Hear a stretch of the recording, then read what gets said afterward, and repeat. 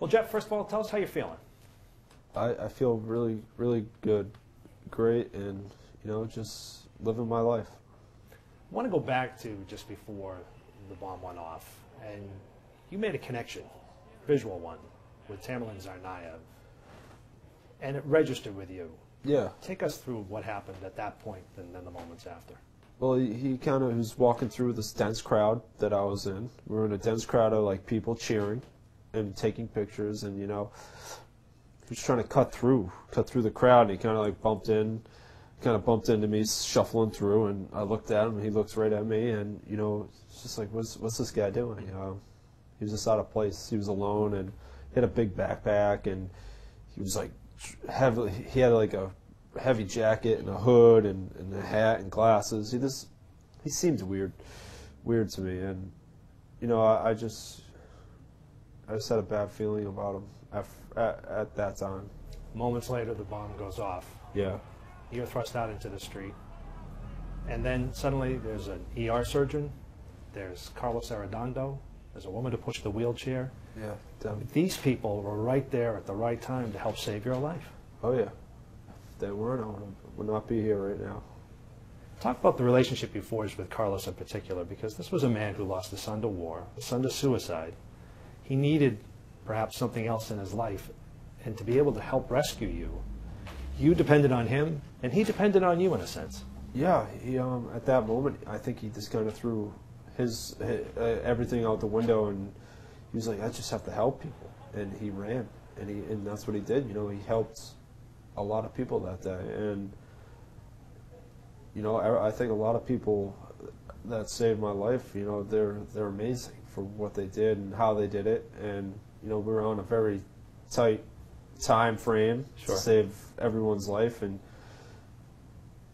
they did it, and I'm just amazed by it and very grateful.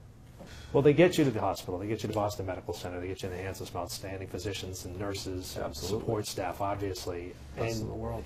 You were saying, I need to tell someone what I saw. Yeah, I was in the ambulance. I stopped worrying about my life, kind of eased up on that, and kind of focused on what actually went wrong, what happened. And I knew, I was like, that kid was suspicious. So I'm going to start saying stuff. I'm going to start, just in case I don't make it, I want to help the best I can, and that's what I was thinking. I was like, I got to help. I don't want anybody else to get hurt. I knew that there was another explosion. I heard it, and I didn't want anything else to happen. I thought we were under attack by people. It was news to them, and it was news to everybody that I was talking to on my way to the ER. I was like, I saw the kid. This is what he looked like. He was tall. He's white, 5 o'clock shadow, glasses, hat, and it must have hit something because they were waiting for me when I woke up. Let's talk about what's happened in the past year in the sense of, being able to walk with prosthetics now and all the rehab that went into that for you. And maybe at times, were there times where you felt like, I don't know if I can continue this, go through this? There was obviously a dip, a dip in where it was really tough, where I didn't want to drive down to Charlestown and every day and work out. I thought, it was too much, and I did kind of give up at one point. But, I have a great fiance who is, very stable in my life, and she kind of put a foot in a place where the sun doesn't shine, and it kind of got me moving. And sometimes people need that.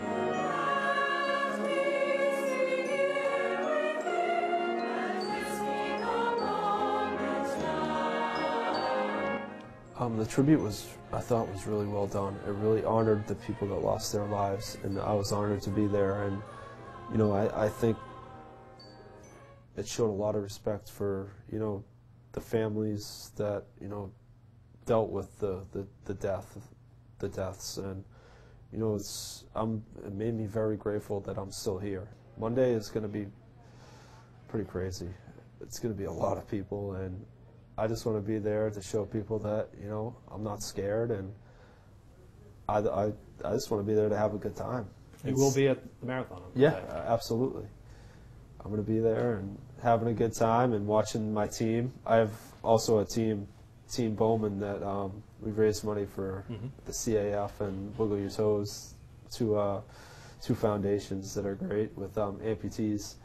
You know, looking back on this experience for you, what have you learned, maybe about yourself, about humanity? Well, I learned that I'm pretty tough. I didn't realize that if someone told me this was going to happen to me, I'd be like, no way, this can't happen. I'd go to a different planet. I'd try to get off. I'd try to get out of it. I would never think I could make it through this, but I did. And then the support. I didn't realize people were that kind and generous and had such big hearts. You know, I saw the world as always kind of like, you're on your own, kid. You're on your own. No one's going to be there for you if something goes wrong. That's what I was always. Yeah, I mean, I had my family that was great, but they were kind of tough loving me, and I never thought the support would be this great.